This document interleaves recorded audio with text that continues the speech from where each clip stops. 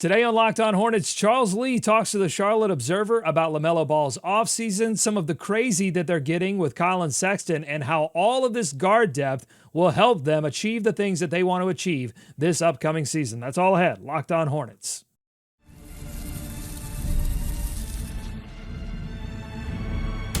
You are Locked On Hornets, your daily Charlotte Hornets podcast. Part of the Locked On Podcast Network, your team every day. In a minute, cuz we live.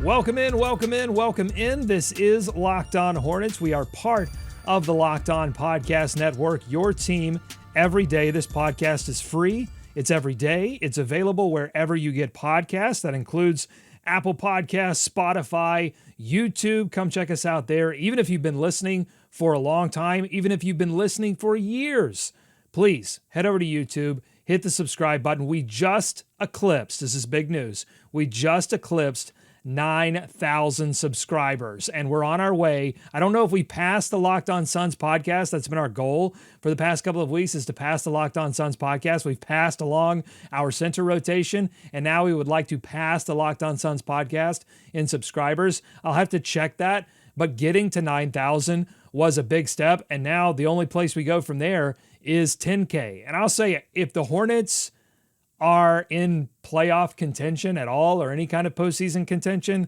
I think we get to 10K pretty easily, because you can sense just a burgeoning excitement around the team. And sending 4 rookies and adding 2 sophomores to a Vegas roster is going to help that intrigue factor.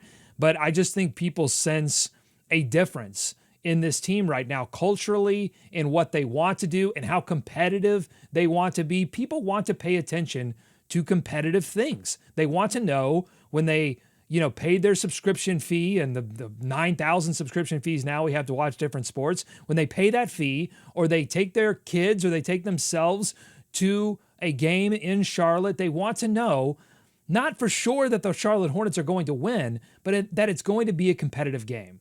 In the past couple of seasons, before Charles Lee and before Jeff Peterson, that wasn't the case. Like, odds are you were going to watch a game and the Hornets were going to get smoked. And it was a surprise when they were competitive. And it was an even bigger surprise when they happened to win, particularly against teams that they were not favored to beat. And so, and lately it's been, even if they were favored against teams like Washington Wizards, they've struggled in those games. But things seem to be turning around. And a large part of that is Charles Lee, who spoke to Rod Boone of the Charlotte Observer and had some very interesting things to say.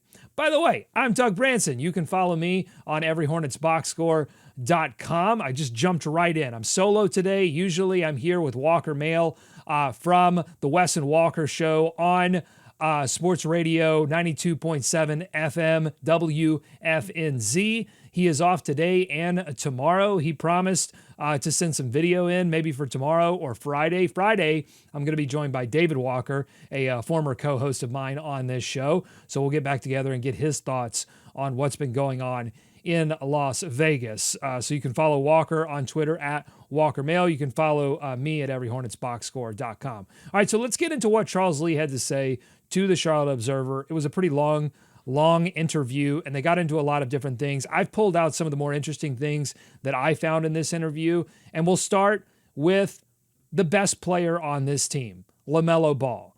Whatever you think about how the rookies are doing right now, whatever you think about what Brandon Miller could do in his 3rd season after being injured for most of his sophomore season, this thing is still going to hinge on LaMelo Ball. I think he got back to an all-star level last season and just missed it by a couple of media votes. So can he maintain that? Can he continue the improvements that we saw from him defensively? Can he cut down on some of the fouling? Can he get to the rim with more consistency? Can he, reduce some of the mistakes that he made in some of the games that we saw from him last season, and just sort of match his own game with the seriousness that we're seeing really be preached top down from this organization? So here's what Lee said about LaMelo. He recognized, quote, he recognized how physical the game got last year. And when he's at a high level, the way people try to combat that is with more physicality, or showing him 2 bodies on the ball, blitzing him, trying to get the ball out of his hands. So I think, number one, he's really locked in on his body and done a really good job in the weight room. Our performance staff has pushed him in a lot of different ways, and he's committed himself to getting better in that regard. The other thing I've just noticed is just being a little bit more vocal. So both of those things, great news if you're a fan of the Charlotte Hornets and you're a fan of LaMelo Ball, because you probably noticed that too last season, that there were games where opposing defenses were able to take LaMelo Ball away with what Lee was talking about there. With when he ran a pick and roll, you'd see two guys come at him, blitz him, to try to push the ball out of his hands and then let the rest of the defense recover. Why? Because oftentimes LaMelo Ball would be passing to players that were not a threat from deep. And that gave the defense the time necessary, right, to recover, because they weren't having to worry about that person catching the ball off that LaMelo Ball pass, immediately putting that shot up and being very effective with it. And then LaMelo Ball, when he did get more towards the rim, was having to finesse his way there and often getting pushed off the spot and often not getting the respect of officials. And honestly, look, there's nothing... I don't know that there's much that Charles Lee and LaMelo Ball can do directly to command the respect of officials, except for win, except for get to the postseason, except for play at a high level on national television when you have those opportunities, and continue to make all-star games. And that's, there's a little bit of politicking there, but LaMelo Ball has to find ways to work his game at a high level without depending on the officials at this point. Okay. And so getting his body stronger is a big part of that. And so that's great news. And I think also we'll talk about some of this guard depth here in a second, but that's a big part of this as well too, right? Like having players alongside him like Colin Sexton, Pat Connaughton, Spencer Dinwiddie, Trey Mann, Con Knipple, who are going to be threats where a defense have to think more than twice about putting all of the pressure on LaMelo Ball. Brandon Miller, obviously, like that's going to be another huge thing, just having him back into the fold, where we saw early in the season when LaMelo Ball last season, when LaMelo Ball and Brandon Miller were healthy, defenses were actually keying in on Brandon Miller a little bit more, knowing that, hey, if we can take him away, we'll deal with some of the stuff we've got to deal with LaMelo Ball, but if we can take one of their better three-point shooting options away, and maybe they felt like they had just a better chance of doing that with Brandon Miller than they did LaMelo Ball. So we saw some of that as well. So just adding those weapons this offseason, I think, is going to have such a great effect. Even if some of those weapons are going to give up something on the defensive end, allowing LaMelo Ball to be more LaMelo Ball and have more of those opportunities, and be easier. Like, if you want LaMelo Ball to play better defense, things have got to be easier for him on the offensive end.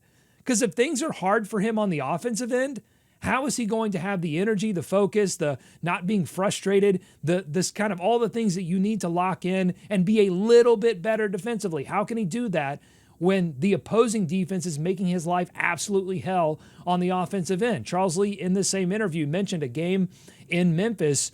I don't know if it was in Memphis or it was just against the Grizzlies. I'm not sure if it was a home game or an away game, but it was right before LaMelo Ball got hurt in that game against Los Angeles, where he stepped on a foot and twisted his ankle again. And he went like 7 or 22. It was a rough night for him, for sure, and that was noted by David Walker in the Every Hornets box score game notes. But there was a game after he came back from that injury against Portland where he was like second to last in game score, 1 of 10 from the field, and Toumani Camara made his life absolutely hell. Like, that's the game that I remember. Charles Lee remembers the Memphis game. I remember that Portland game and going, okay, this is about LaMelo Ball for sure. He's having trouble breaking some of these double teams. He's having trouble getting to the rim, making the defense play him honest. But also, this is what I noted in my notes. He's playing, and this is no disrespect to these players who are grinding and making, trying to make their way into the NBA, but he's playing with Damian Ball and Wendell Moore Jr., and on down the line, these players that you go, okay, these are not legitimate NBA rotation players. What choice would a defense have except to throw the kitchen sink, the refrigerator, everything, forks, knives, wooden spoons at LaMelo Ball and just say, hey, rest of the team beat us. Miles Bridges beat us. Bridges had 17 points in that game. He's shown that he has the ability to flash some overwhelming scoring, but he's also shown the ability to flash some very inefficient scoring. So all in all of these things matter, and that's why coming up next on the Locked On Hornets podcast, He's everywhere!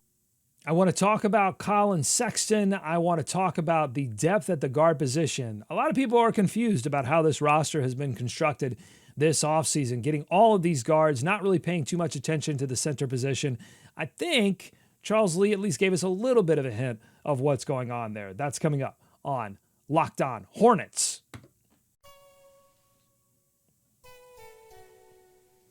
Today's episode of Locked On Hornets is brought to you by Monarch Money. Ever wish managing your money felt easier? I do. With Monarch Money, it can be.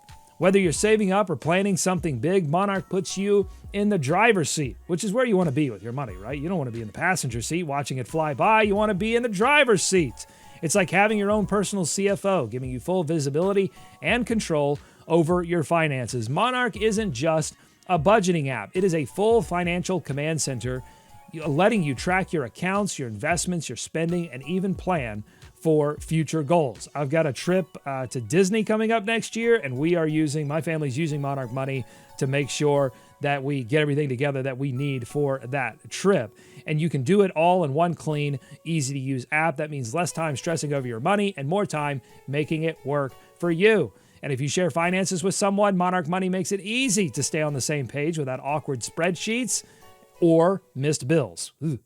Take control of your finances with Monarch Money. Use code LOCKEDONNBA at monarchmoney.com for 50% off your first year. That's monarchmoney.com. Code LOCKEDONNBA for half off your first year. More Locked On Hornets ahead. Thanks again for making Locked On Hornets your first listen every single day. You'll have to excuse me if at any point, maybe I already have and I just didn't notice, if I say Locked On NBA. That's the other show that I host with Matt Moore and Hayes. We talk about the NBA every day, and I host that show. So I have a lot of the responsibilities of saying things like, thank you for making Locked On Hornets your first listen every day. And so that's just become a little bit of a rhythm with me, and I'm a little bit worried that I'm going to drop the NBA, or maybe that I have already, so you'll just have to excuse me. Anyhow, let's get back to what Charles Lee said to Rod Boone of the Charlotte Observer, and this is on depth at guard. He said this: "It's exciting because with depth, it obviously helps the coach have a lot of different options, but I think it also just creates some healthy competitiveness among your team. You've got to always know that there's another great guard right behind me. And if I don't have it on this night, then coach might go with this guy. And so I just got to be even more locked in," unquote. Man, is that great, because it represents a little bit of the philosophy shift that we talked about in the last episode, where you look at the Hornets roster right now, and they are 18 deep, and I would say really 16 to 17 deep, full of NBA caliber rotation players. And that has not been the case in previous years, where they would go into a training camp with 13 or 14 rostered players, and then they would be searching around the Walmart, $5 DVD bin to complete what would end up being critical parts of their rotation. They obviously didn't intend for that to happen, but injury after injury would crop up, and then all of a sudden the player that you got at the last second, they would be getting players after they started training camp and then trying to quickly integrate them into the roster. They hadn't even worked out with the team previous to the training camp, and now you're trying to get those guys up to speed, and then all of a sudden by game 16, those players are starting games. Like, that's no way to run a roster if you want to be competitive. Even if you're in a rebuilding mode, what kind of message does that send to the young players that you've drafted high? It's saying to those young players, hey, your job's safe. We're not going out there and getting anyone that's going to threaten you or threaten your job, so just take it easy. Instead, what Charles Lee is saying here is that everybody has to be on their toes, because there are NBA players across this roster, and if you're not ready to give 100%, if you're not ready to take everything seriously, then there's somebody that wants that job, and not only wants it, because that was probably the case with all of those players that they brought on. Everybody wants to play in the NBA that is on these rosters, but not only want it, but are capable of doing it. That every player knows that the coach trusts all of those other players because they're actual NBA rotation players. Spencer Dinwiddie, Pat Connaughton. These guys have been in NBA rotations before. Yes, they're getting older. Yes, some of the skills are dissipating. But at the same time, there's a trust factor there with Pat Connaughton and Spencer Dinwiddie because they've done it in other places, right? They're proven. And so that's what I love. The sneaky part of doing depth at guard position is that it keeps everyone on their toes.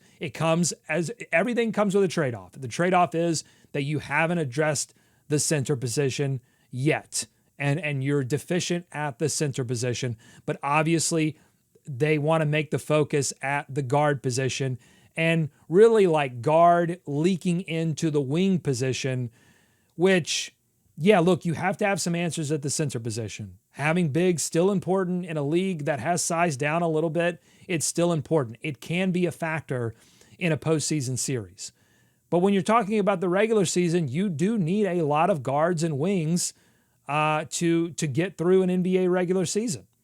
And so I think this was important for them to continue to challenge LaMelo Ball and Brandon Miller to be at the top of their game. And then on down the line, whether you're talking about Trey Mann, whether you're talking about Con Knippel, feeling that heat from all of the other players, including Colin Sexton, who he also commented on, and this is a great quote, on Colin Sexton. From afar, he was very competitive. At times, he would stare me down during games as the opposing coach or scout coach, and he's always looking for some fuel to get him going. So, when he first got here, I made sure to remind him of that. Like, don't be looking at me crazy like that anymore, or your minutes are going to suffer now. But it's great. I'm so glad to have him on our side. Wow. I love that. Why do I love that? Because I have been preaching, screaming loudly on this show that what the Hornets, I've been doing this for years, that what the Hornets need to go and find is a little bit of crazy. The guy that's going to stare down the opposing coach, the guy who looks for every reason to be slighted so that he can use that as competitive fuel. And it was so strange to me that a team that was owned principally by Michael Jordan, who, like, he is the avatar for insane competitor, insane high-level basketball player who looks for all of those things, that they couldn't find that guy, that he could not identify that guy. In fact, the players that he gravitated towards were guys like Frank Kaminsky, who came into the league and had confidence issues right off the bat. Malik Monk, confidence issues right off the bat. Maybe I just needed to look a little bit deeper into the idea that maybe when you have something, it's very difficult to identify that thing in other people because you have trouble identifying why that thing is inside you to begin with. And so it's hard to find in other people, but they weren't able to do it. But now you identify a guy like Colin Sexton who does, like Young Bull, does embody that idea. And that's going to benefit the Hornets on so many levels. It's going to drive other players. It's going to keep the responsibility on other players to kind of match that energy. That's why having that crazy guy is always great, because people are going to want, even if they can't get all the way there, you can't have a team full of those guys. That's when things go off the rails a little bit. But having that one guy raises everyone else's crazy just a little bit, and that's when you get that competitive fire. I mean, Charles Lee knows crazy because he was the associate head coach or the lead assistant for Joe Mazzulla, one of the craziest people, coaches or players in the entire NBA, in the entire league. So he knows it. He can identify it, and he's identified it in Colin Sexton. And now they brought him. And here's the best part: is you need that, and then you go and find that in Colin Sexton, a player on essentially an expiring deal. So if it all works out, you work out a deal with him. And by the way, Colin Sexton, he immediately comes to Charlotte. He immediately works out with a team. You know why? because he's a crazy competitor and he's been stuck on a Utah Jazz team that doesn't appreciate his skills, that doesn't appreciate his crazy, and instead is valuing losing. So he comes to Charlotte, and I'm sure he immediately sees like, oh, I get it. They are trying to win now. I want to be part of this. It's amazing. It's a great pickup. And I think if Colin Sexton is he could be in line for most improved. If he's coming off the bench, he could be in line for sixth man of the year. And honestly, I know that saying this on Locked On Hornets is going to sound biased, but I really think people, if the Hornets are in any kind of play-in or postseason discussion by year's end, people are going to look at that Colin Sexton acquisition and they're going to see that the Hornets also got a pick with it and say that was outside of your sort of Kevin Durant, like upper level moves that the Hornets were not going to be capable of making. Like that was the move of the offseason. That has the potential to be move of the offseason of any NBA team. I really think so. More than Miles Turner in, the coup that Milwaukee pulled off with Miles Turner. Kevin Durant, I think, look, if Houston moves in, if they're a number one seed, if they finish the regular season ahead of Oklahoma City, or they just look like they can win the types of games that they weren't able to win because Kevin Durant is doing that, that's probably still going to be viewed just because of the size of that move as the move of the offseason. But I'm just saying if that doesn't quite work out, and it does work out for the Hornets with the Colin Sexton thing, people were already, when that deal happened, they were already like, wow, that's interesting. How did they pull that off?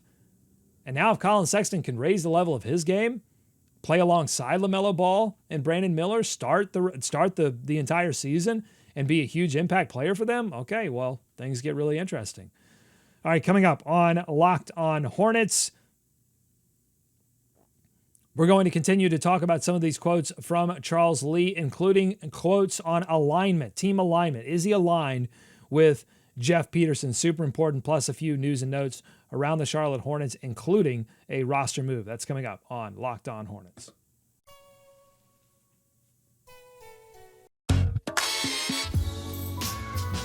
Thanks again for making Locked On Hornets your first listen every day. Really appreciate it. All the support, the 9,000 YouTube subscribers, everybody that's jumped on board listening to us on Apple Podcasts or Spotify, and everyone that's joined up recently on everyhornetsboxscore.com.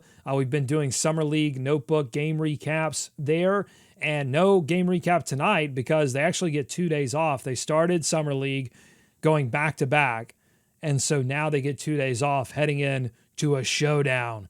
3-0 Hornets versus 3-0 San Antonio Spurs. Have no idea if Dylan Harper's going to play, although I think he missed an early Summer League game, so maybe there's a shot that he's played, but I think he's already played 2 games. And with a top 2 pick, I don't know. San Antonio might sit him for this final game.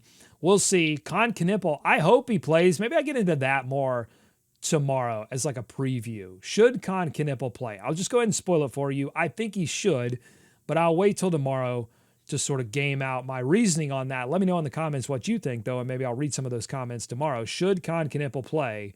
Or should they just protect Con Knippel, say, hey, you had an ankle injury in the offseason. Let's just be extra sure that we're going to get you into the rotation healthy, at least for training camp and preseason. Okay, one more quote here from Charles Lee on alignment with Jeff Peterson and the rest of the front office. He says this, quote, Jeff and his group, everyone always kind of talks about alignment, and we talk about it as a team. Actions speak louder than words, and everything Jeff and his group have done to continue to elevate our environment, our culture professionally, competitively, there's extreme alignment there, and I love it. And I'm just really grateful to be able to partner with somebody like that. Again, an amazing quote, should make you very excited, because particularly if you've been paying attention to this team for a long time. We remember that the alignment between Steve Clifford, the head coach, Rich Cho, the GM, and Michael Jordan, the owner, it was almost like a weird love triangle in which it felt like Steve Clifford and Michael Jordan understood each other. It felt like Rich Cho and Michael Jordan understood each other on another level, but Steve Clifford and Rich Cho did not understand each other. There was not alignment there. And so I feel like oftentimes Steve Clifford felt like, hey, I'm trying to execute a vision here, and you're not giving me the assets that I need to execute that vision, not even in the slightest. And then how does that show up for a team? Like if your leader doesn't feel like he has the pieces, how does that show up in every aspect of your team? And I look back because I think he did have it for 15-16. Like I think he, when they went and got Jeremy Lin, when they had Kimba eventually recruited Big Al, like they started to put that together. Nick Batum was definitely a somebody that Steve Clifford appreciated. And so that all worked until they had to bring everyone back for that follow-up season, and they decided not to. And then the players that they brought in after that to try to rebuild and go further, they failed miserably in that respect. And so I think part of the reason for that is that there was not alignment between what Steve Clifford felt like he needed as a head coach to execute what his vision for the team was versus what Rich Cho and the Michael Jordan vision was. So having that now is so important, particularly when you're trying to rebuild a reputation and a culture. Everybody has to be on the same page, because if you're not, that tension is going to show up. And if the tension doesn't show up, that leaves so much room for other stuff. That leaves so much room for like, hey, now we can focus on our offensive strategy, our defensive strategy. Everybody just understands, hey, we're not perfect. That's okay, because we're getting the right types of players. And not only that, and this is not something that Charles Lee necessarily needs to be concerned with, but not only that, they're leaving themselves plenty of room to pivot into the kind of talent that they're going to eventually need to compete. Because I think culturally, they're spot on. Colin Sexton, Pat Connaughton, Spencer Dinwiddie, Con Knipple, Liam McNeely, all of these players seem to represent the ideas culturally that the Hornets wanted to do. But talent-wise, that's still a TBD. Some of that could come from young player development, Tijon Salon, but some of it is probably you're going to have to go outside and look for that a little bit. And you might have to sacrifice some of the players that did help to establish that culture. Because once you establish a culture, then you can go outside and find other players that might not fit it so neatly, but you know that once those players come in, once players come into Boston, once players go into OKC, they don't necessarily need to now, because the cultures are already set up, those players don't need to be those types of, like, they don't need to be an OKC player. OKC doesn't need to necessarily go and identify that player. They can just say, hey, we're going to draft you, and you're going to come see all of this, and you're going to go, okay, I get it. I get it, and I'm in. By the way, something I didn't mention on the crazy thing for Colin Sexton is that's why I always was like, Jimmy Butler, if it were ever a possibility, I would love it for the Hornets. Less so as he gets up in years, but when he was being bandied about, I was like, if the Hornets somehow made that move, bringing that element of crazy, maybe Jimmy Butler was a little bit too far in that direction. I don't know. But I just felt like shaking up the locker room in that way. What happens after a loss? What happens after a loss? A big loss, a tough loss, a painful loss. Does everybody go into the locker room and go, okay, well, we'll get them next time, boys? Or do they feel that? If you've got a little bit of crazy in your locker room, somebody that comes in and roughs up his own locker because he messed up, or roughs up his own locker because that win was right there, what does that do for a team? How does everyone perceive that? How does that affect everyone? Does it bring them up a level? If it doesn't, you can identify that. You can say, hey, everybody else was getting upset with Colin. This guy wasn't. Maybe that guy isn't part of what we want to do here. So much of this stuff happens behind the scenes, and so much of it is people and attitude. But that's what should make you feel good when you hear these quotes that I've just talked about, is that it feels like Charles Lee and Jeff Peterson have their pulse on the attitude because they've seen it. Charles Lee saw it in Boston. He saw what it meant when everybody was aligned. He saw what it meant when people felt losses. He saw what it meant to have a culture that demanded excellence. Demanded it. He knows what it looks like. and he's trying to bring it here to Charlotte. That's exciting. A few news and notes to get to really quickly. Josh Okogie waived. This was largely expected. They had extended the deadline to guarantee his contract several weeks to try to work out some kind of deal. Obviously, they could not. And so, excuse me, they have officially waived Okogie, who brought, extreme plus-minus advantages to the Charlotte Hornets late last season after the trade deadline. So he would have brought some defense, struggled to shoot. I think there just wasn't room. They've got 18 contracted players right now. They're going to have to make some tough decisions.